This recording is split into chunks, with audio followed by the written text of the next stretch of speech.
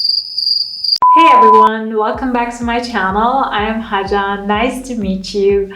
Today I'm going to share with you a technique that's been used by celebrity makeup artists like Phillips to achieve a natural and flawless highlight and contour look. This technique, if you haven't heard of, is called the underpainting technique, and I'm so excited to show you how it's done. So if you're tired of the harsh lines and obvious makeup, this technique will help you to blend your products seamlessly into each other, creating a natural looking finish that will enhance your features without looking overdone. Before we get started, I'd like to ask you to please subscribe to my channel so you don't miss out on any of the future makeup tutorials and tips that I'll be sharing with you. By subscribing, not only are you supporting me, but you'll also benefit from all the amazing content I have in store for you. So hit that subscribe button now and let's get started with the underpainting technique. First of all, you have to prepare your face. I did my skincare in the morning and I have applied my favorite primer. I don't know whether you guys know this product, but I've done a review on it, and it's the Perfector 4-in-1 by Maybelline. It's the matte version. If you want to know more about this product, just click on the link down below or above. So what this product does is basically give you a light coverage and even out your skin tone. I think it works really good as a primer as well. So for today, I used it as a primer because we're going a little more heavy on the makeup. So if you don't know what the underpainting technique is about, it's all about blending the products seamlessly into each other before applying foundation. You might be familiar with harsh lines when applying the contour and highlight the regular way, like on top of the foundation. And that is why with this technique, as a beginner especially, you will be able to apply your makeup seamlessly all together, like of highlight, contour, and foundation. It will just look much more harmonious and it will give you a natural looking finish. So instead of applying our foundation now, we're going to start with our contour and our highlight or concealer. The thing is, you have to work with cream products when applying this technique. Otherwise, you can't mix or blend it well with the creamy foundation. So it does have to be a creamy or fluid textured product and no powder. So my creamy contour product at the moment is by Charlotte Tilbury, called Hollywood Contour in the shade Fair to Medium.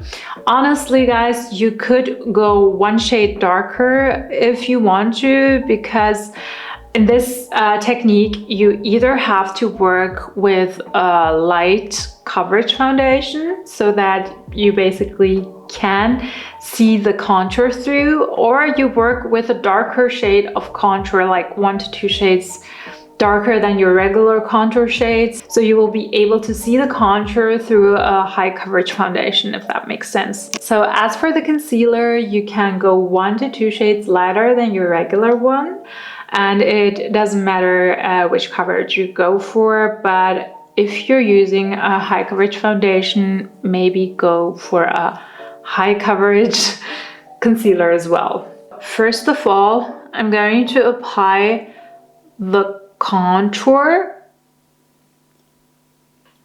on the parts that I regularly apply my contour,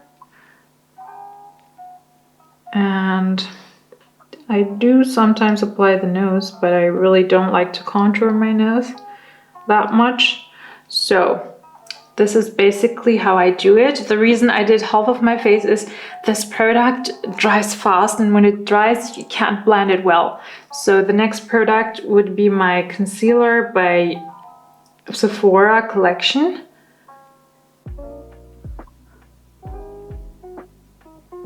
So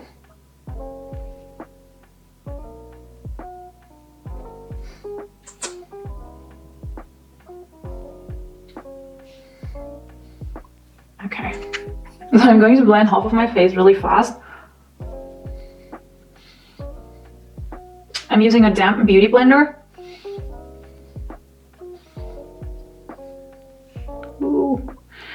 should have applied a little bit of concealer here right under as well. I think it really helps with having even application when blending concealer and contour all together.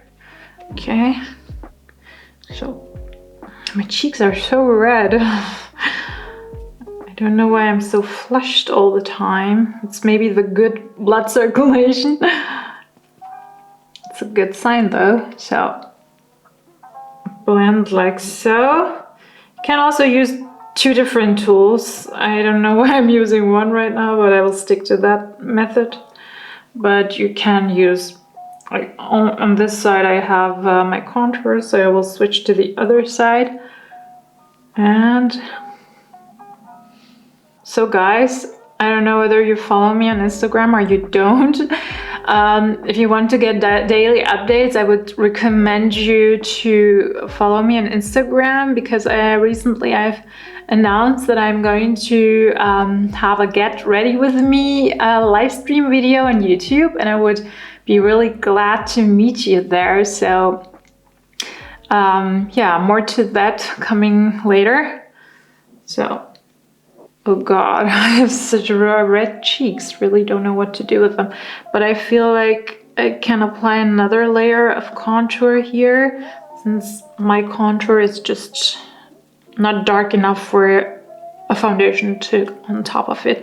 Other than that, I'm really okay with the shade. I think it looks good, but you have to take in consideration, if you go with this product, like you apply several layers, like more than two, it starts to look patchy, and that doesn't look nice. I have talked about this product in general, about the Iconic Beauty Trio by Charlotte Tilbury in another episode of the Nay and Yay series.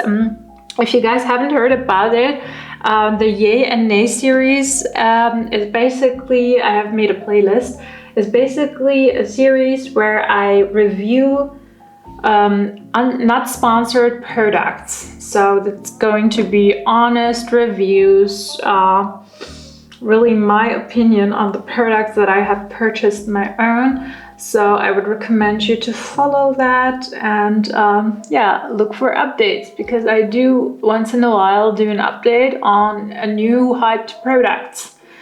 I think I like it this way, where apply contour separately and then apply concealer on top. That way it doesn't matter if I didn't blend well, you know, because I can even it out with the concealer. So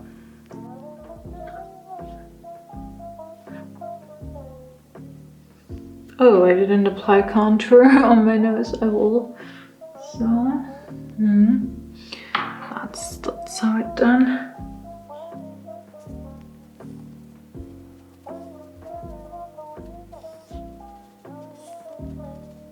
So I chose my lightweight foundation by L'Oreal called Perfect Match in the shade Golden Beige, or 3W. So since it's a light coverage foundation, I think it will make it easy for the product to be seen through.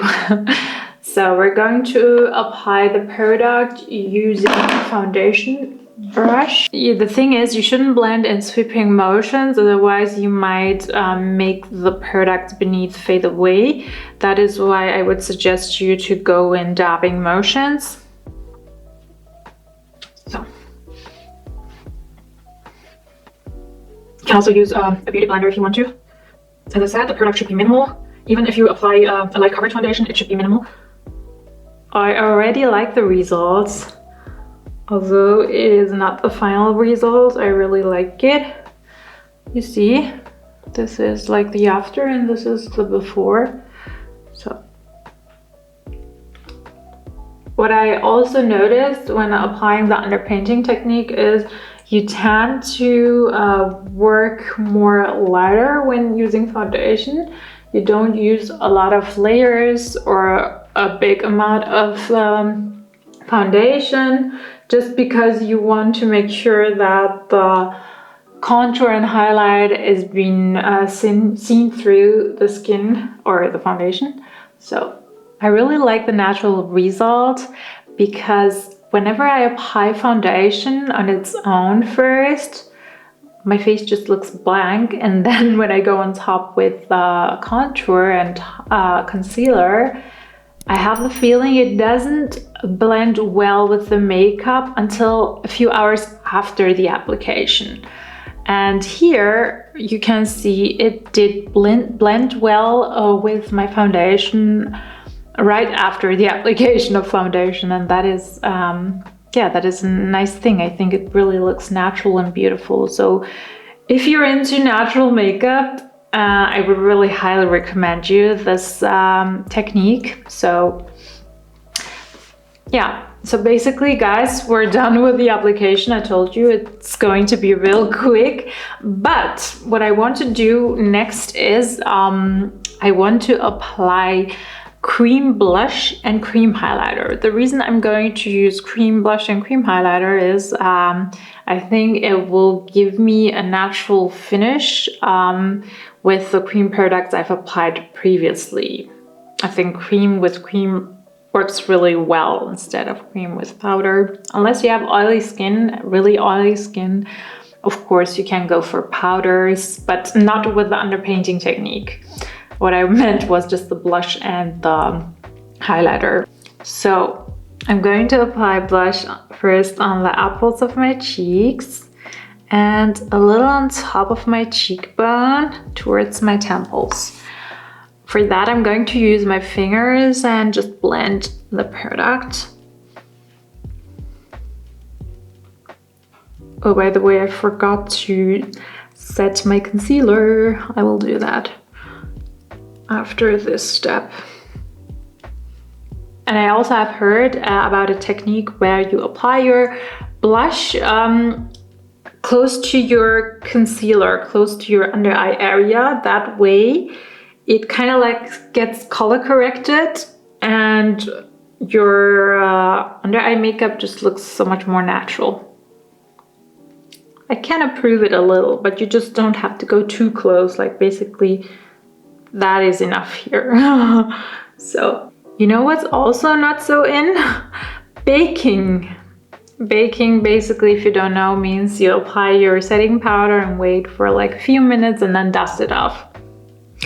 But yeah, nowadays you just apply one thin layer and then dust it off right away, which I like because I think baking did dry out. You know, it did look nice for the first few hours, but then throughout the day it just looked so cakey, and it will settle into your fine lines, and it will make your under eye, if you have dry skin, really dry, and that's why I really don't like baking.